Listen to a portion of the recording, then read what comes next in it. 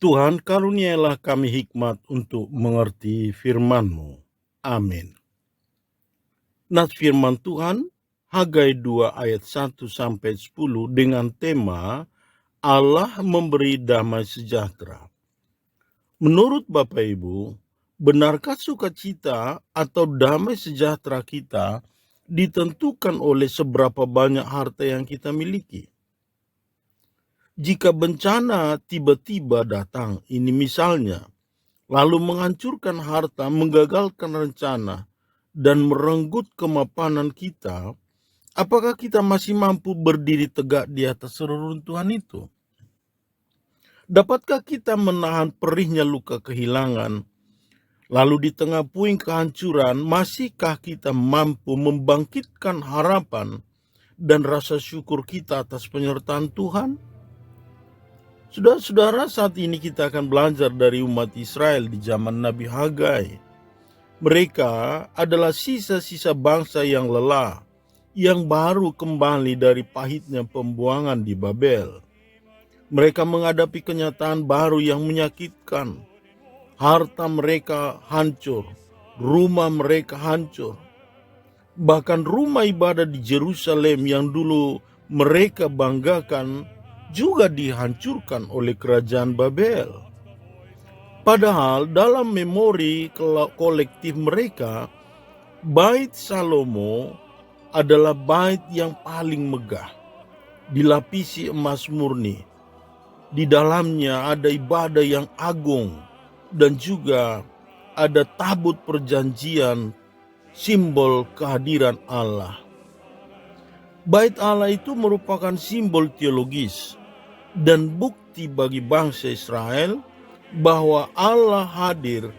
Allah adalah Raja yang kaya dan berkuasa. Maka jika baitnya megah, Allah dianggap hadir. Sebaliknya, jika baitnya hancur, Allah dianggap pergi. Lalu kini mereka berdiri di depan puing-puing itu tanpa emas, tanpa perak, dan tanpa simbol kemapanan itu. Maka disinilah terjadi krisis teologis yang sangat serius.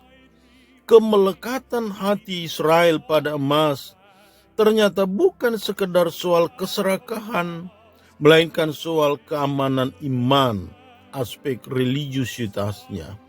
Mereka merasa bahwa tanpa emas dan tanpa tabut perjanjian, mereka kehilangan akses kepada yang ilahi.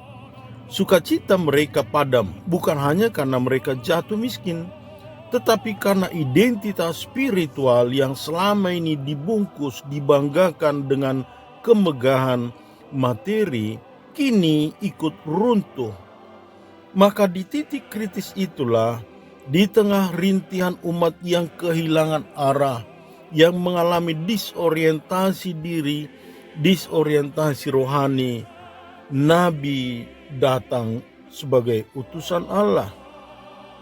Hagai hadir bukan untuk menjanjikan kembalinya emas secara instan, melainkan untuk mereformasi cara mereka memandang Tuhan.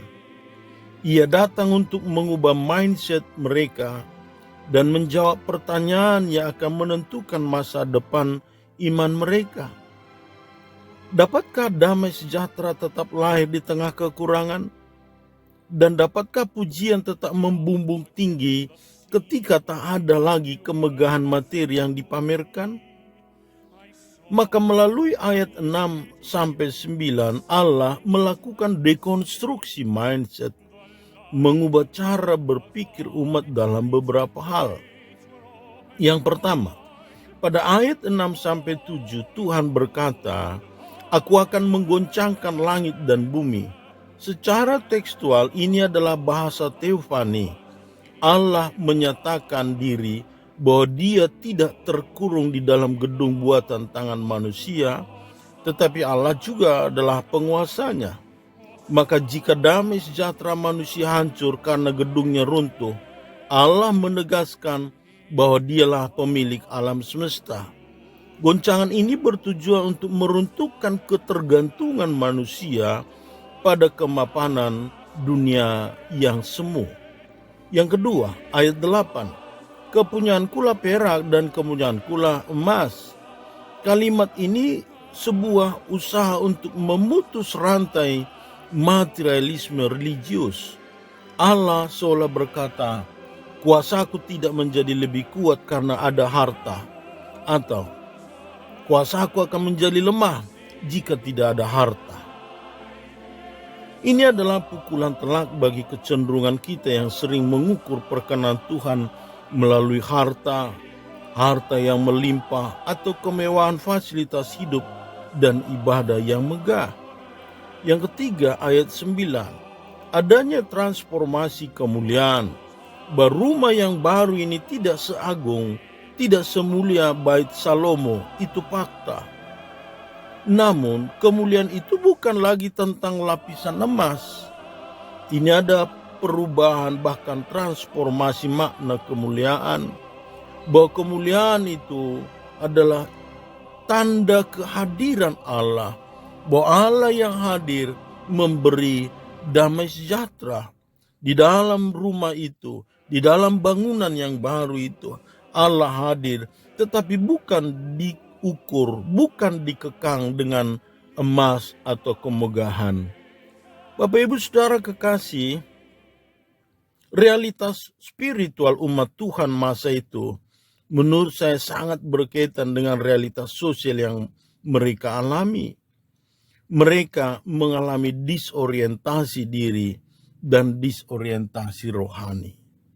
Dari disorientasi diri bisa juga pada disorientasi nilai, lalu disorientasi rohani. Harta yang banyak, kemuliaan bait Allah memang melahirkan sebuah anggapan bahwa dalam kondisi demikian Tuhan dianggap sangat memberkati. Tetapi sebaliknya, ketika kehancuran di Babel menerpa mereka, lalu mereka merasa tidak lagi perlu untuk melanjutkan ibadah. Saudara, mengapa sukacita kita begitu rapuh dan sangat ditentukan oleh harta atau kondisi kita sendiri? Kita harus mengakui bahwa kita sering terjebak dalam identitas. Aku ada kalau aku kaya. Aku kaya tanda Tuhan memberkati aku. Maka kalau aku miskin, Tuhan tak memberkati aku. Sehingga hilanglah damai sejahtera. Harta menjadi pembungkus harga diri dan ukuran rohani. Saat kondisi ekonomi menurun, yang hancur bukan hanya keuangan kita, tetapi juga bisa menjadi martabat kita, digerus oleh kehancuran itu sendiri. Kita merasa kecil di hadapan sesama kita, karena kita kehilangan simbol-simbol kehebatan, keagungan, harga diri kita. Maka sebagai Israel yang baru di masa kini, mungkin kita sering mengartikan shalom hanya sebagai situasi yang tenang saja, atau akumulasi keamanan karena harta dan karir kita. Namun dalam teks Hagai, shalom adalah kepastian hadirat Allah menjanjikan damai sejahtera. Justru saat kehancuran hidup mereka itu, dalam kondisi mereka terpuruk, Allah datang memberi damai sejahtera. Ini menantang kita. Bisakah kita tetap merasa utuh, damai sejahtera, merasa shalom ketika pembungkus atau harta, jabatan, materi kita hancur?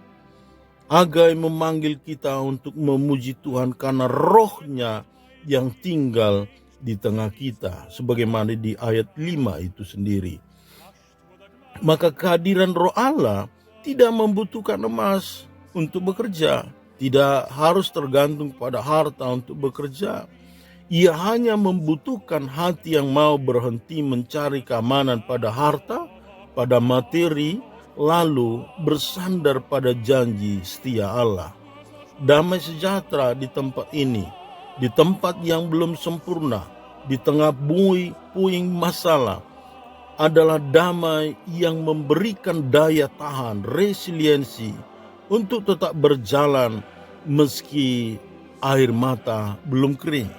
Damai sejahtera menjadi daya dorong yang kuat, membuat kita bertahan bahkan memenangkan pertarungan hidup kita.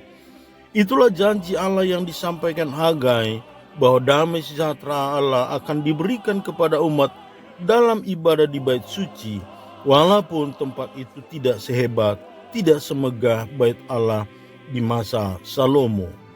Jaminan spiritual demikian memberi kekuatan, keyakinan bahwa Allah benar-benar hadir dalam kehidupan umat untuk bekerja. Allah Teofani yang menyatakan diri memberi damai sejahtera walaupun mereka mengalami pergumulan atau masalah.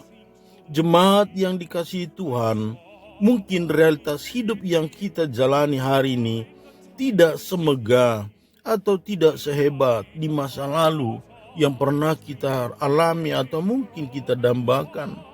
Mungkin bisnis kita hancur, mungkin keluarga kita tidak sehebat yang dulu, kesehatan kita menurun, sedang tampak seperti reruntuhan, kehancuran, atau mungkin menuju kehancuran yang tiada lagi artinya.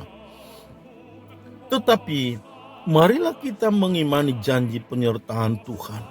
Marilah kita menyadari bahwa walaupun harta pada faktanya kita butuhkan, tetapi Tuhan hendak mengajarkan agar kita tidak menggantungkan hidup pada keterpesonaan harta, materi, kemuliaan material itu. Tuhan sedang melepaskan kemelekatan hati kita pada materi agar kita bisa merasakan kemuliaan yang sejati, damai sejahtera yang sungguh. Di tengah keterbatasan realitas hidup kita, di tengah kesederhanaan altar hidup kita, Tuhan tetap berkata, di tempat ini, di titik hidupmu yang paling sunyi ini, aku memberi damai sejahtera. Maka sukacita, kedamaian hidup kita tidak lagi ditentukan pada seberapa banyak harta yang kita miliki, tetapi ditentukan oleh siapa yang bertahta di dalam hati kita. Amin. Kami bersyukur kepada anugerah-Mu yang memberkati kami lewat sabda-Mu ini. Dalam nama Yesus kami berdoa. Amin.